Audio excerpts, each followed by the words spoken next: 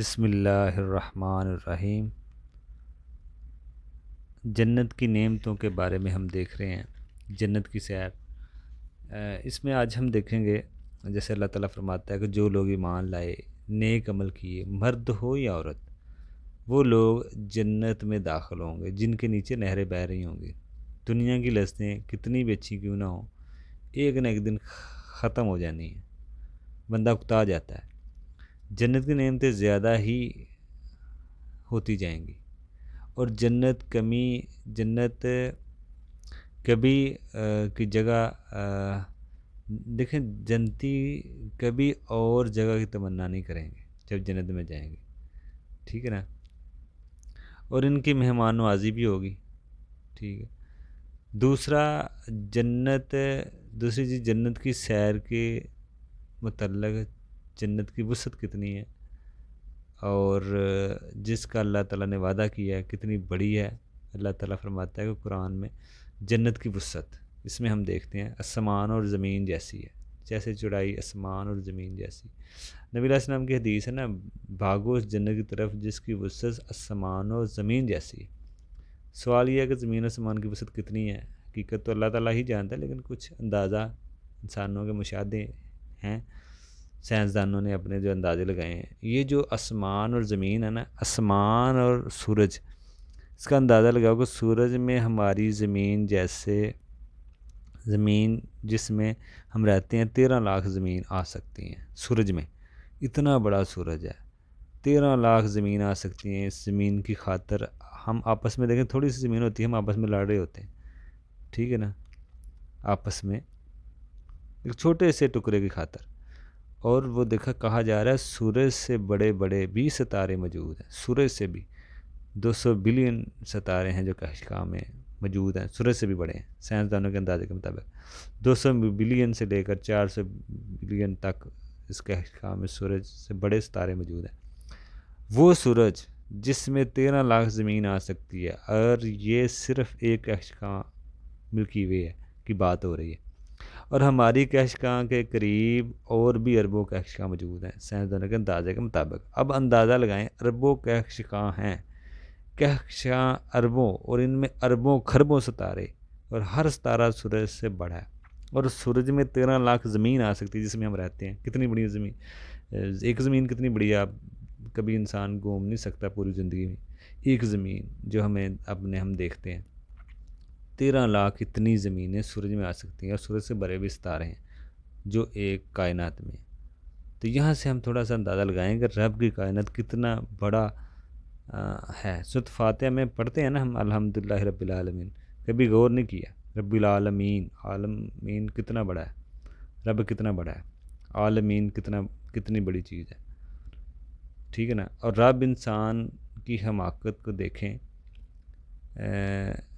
اب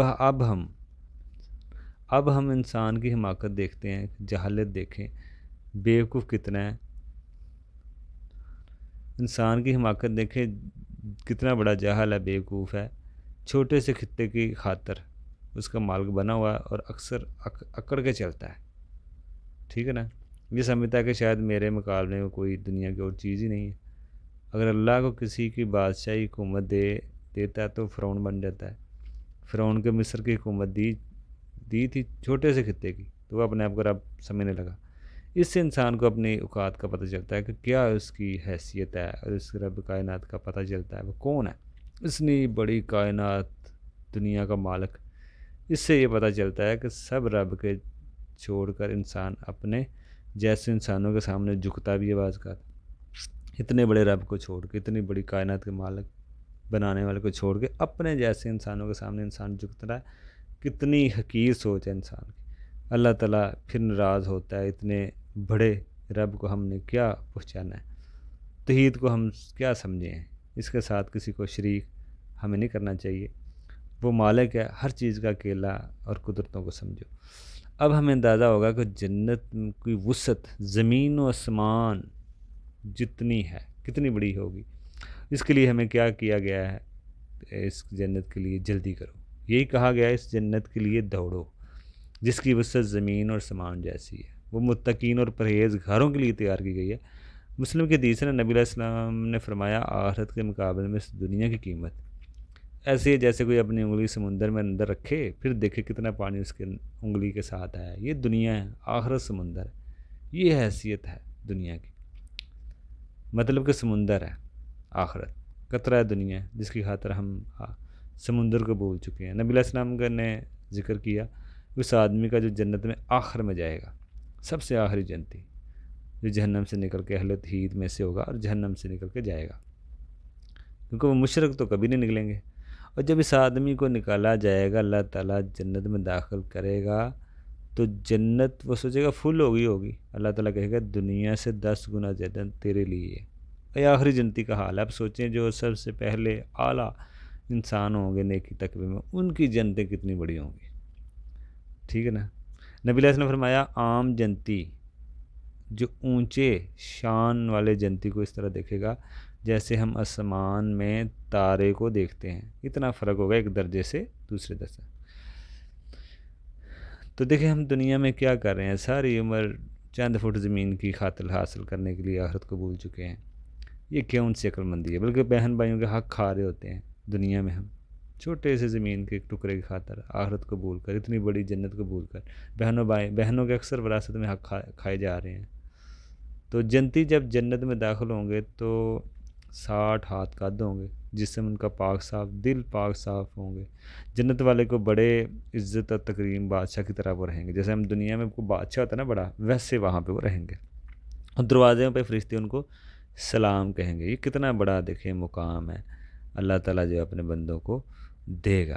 اور اس میں ہمیشہ ہمیشہ اللہ تعالیٰ کہے گا اس میں داخل ہو جاؤ. اور یہ وہ اچھا اجر ہے جس کا نیک عملوں کی وجہ سے جو آپ کو دیا جا رہا ہے. دیکھیں صرف امیدوں اور آرزوں سے جنت نہیں ملنی، بلکہ عمل کرنے پڑیں گے، صبر کرنا پڑے گا، آزمائشوں سے گزرنا پڑے گا. امام احمد بن حنبل فرماتے ہیں دنیا کی مصیبتیں آزمائشیں جنت میں داخل ہونے سے ہی ختم ہوتی ہیں. جنت میں داخل ہونے کے اسباب دیکھیں ایمان، توحید، عقیدہ، نیک عمل، سنت کے مطابق عمل، اخلاص. اللہ تعالیٰ کہے گا جنت میں داخل ہو جاؤ اور آج تمہیں کوئی خوف نہیں ہوگا، تم کبھی نکالے نہیں جاؤ گے، تم اور تمہاری بیویاں داخل ہو جاؤ. دیکھیں آدمی جنت میں روح اور جسم دونوں کے ساتھ ہوگا. سوال ہے نا، نبی علیہ السلام نے فرمایا بغیر حساب جنت میں جانے والے لوگ جو دم داغ نہیں کرواتے، اپنے رب پر بھروسہ رکھتے ہیں. توحید کی یہ اعلیٰ قسم ہے جو لوگ اپنے رب پہ تو بھروسہ کرتے ہیں اور دم وغیرہ نہیں کراتے. تو یہ وہ لوگ ہیں جو جنت میں بنا حساب جائیں گے. اور جنت روح اور جسم دونوں کے ساتھ آدمی جائے گا جنت.